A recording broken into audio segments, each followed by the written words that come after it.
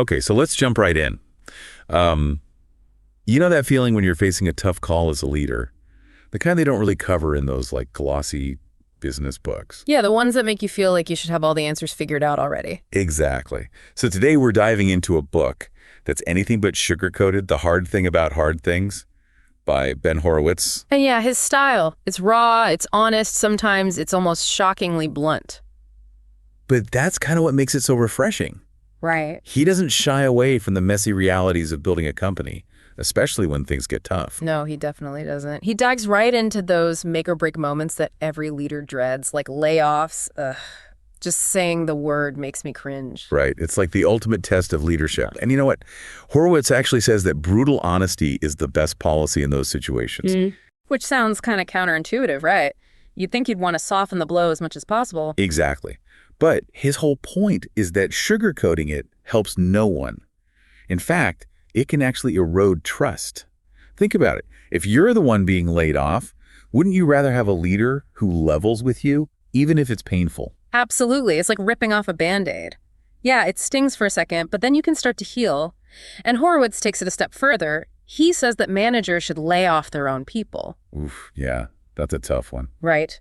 But it's about taking responsibility, showing the remaining team that you're willing to be there for them, even in the toughest moments. And that's where training comes in. It's not enough to just tell managers to be honest and empathetic. You have to give them the tools and the support to actually have those conversations. Absolutely. Those conversations have ripple effects. They can make or break a company's culture. And speaking of tough conversations, let's talk about firing an executive. This is where Horowitz really flips the script. He says often the CEO is the one who messed up, not the executive. It's about recognizing that as a leader, you have a responsibility to set your team up for success. Did you hire the right person in the first place? Did you define the role clearly? He's a huge advocate for root cause analysis. Don't just go out and hire another executive without figuring out what went wrong with the last one. Did the company's needs evolve? Or did you maybe fall into the halo effect trap? Oh, the halo effect. It's a classic. We get so dazzled by someone's past successes that we overlook potential red flags. Totally. So you're saying it's crucial to be aware of that bias, especially when you're hiring for those top-level positions. It's not just about their resume. It's about whether they're the right fit for your company's culture. Exactly. And that leads us to another super tricky situation. Demoting a loyal friend. Oh, man. This one is tough, especially in the startup world where those lines between personal and professional relationships can get so blurred. It's a balancing act for sure. But again, transparency is key. Right. Horowitz says you have to have the talk. And I'm not talking about the birds and the bees here. I mean, a direct, honest conversation with your friend explaining why this decision is necessary for the company. And acknowledging that it's not their fault. Maybe you were the one who put them in a position where they couldn't succeed. It's about owning your mistakes as a leader. And then offering real alternatives. Maybe there's a different role within the company that would be a better fit. Or maybe you can support them in transitioning to a different opportunity altogether. The key is to approach the situation with empathy and respect, even when it's incredibly difficult. That kind of honesty can actually preserve the relationship in the long run. It's about recognizing that sometimes the most loyal thing you can do for a friend is to be honest with them, even when it hurts.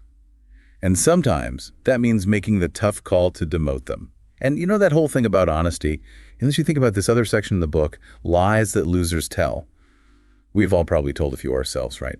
Those little white lies we tell ourselves to avoid facing hard truths. Oh, absolutely. Especially in the startup world where the pressure to succeed is so intense. Right. Like how many times have you heard someone say, we would have closed that deal, but the competitor totally undercut us? Or, yeah, we missed that deadline, but we'll make up for it next quarter, for sure. It's easy to fall into that trap of making excuses. And Horowitz calls us out on it. He says, those lies are like leading indicators of bad news. They're often a sign that we're avoiding something. It's that whole psychology of denial. We cling to those narratives that make us feel better, even if they're not entirely accurate. Totally. But as leaders, we have to be brutally honest with ourselves about the numbers, about the feedback, about those uncomfortable market signals that might be telling us something's not working.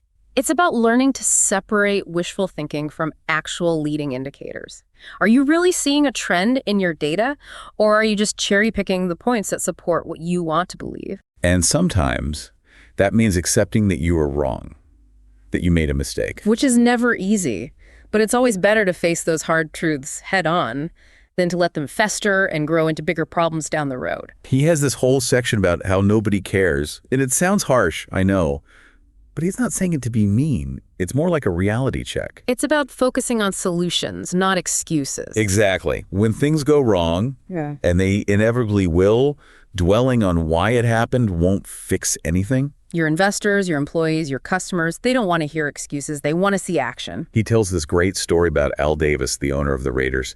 When his coach was freaking out about a string of injuries, Davis just looked at him and said, "Nobody cares. Just coach your team." Brutal, but effective. Because at the end of the day, it's about owning the situation no matter how dire and focusing on what you can control. And that kind of leads into this whole other idea he talks about, peacetime CEO versus wartime CEO. I love this analogy because it really highlights the different mindsets you need as a leader depending on the situation. Right. It's like in peacetime, you can be more collaborative, more delegatory. You can focus on the big picture, on building for the long term.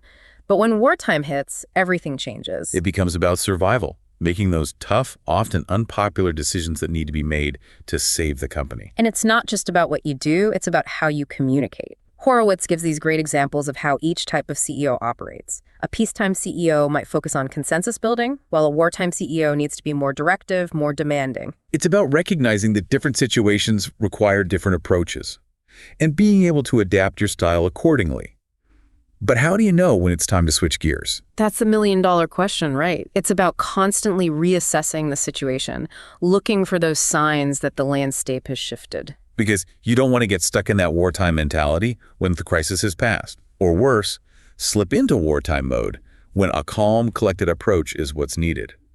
It's about finding that balance. It's like that old saying, if all you have is a hammer, everything looks like a nail. So how do you know when to put down the hammer, so to speak, and pick up something else?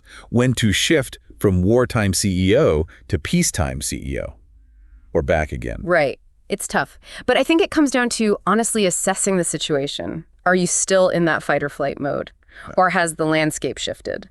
It's about being able to adapt, to realize that what worked yesterday might not work today.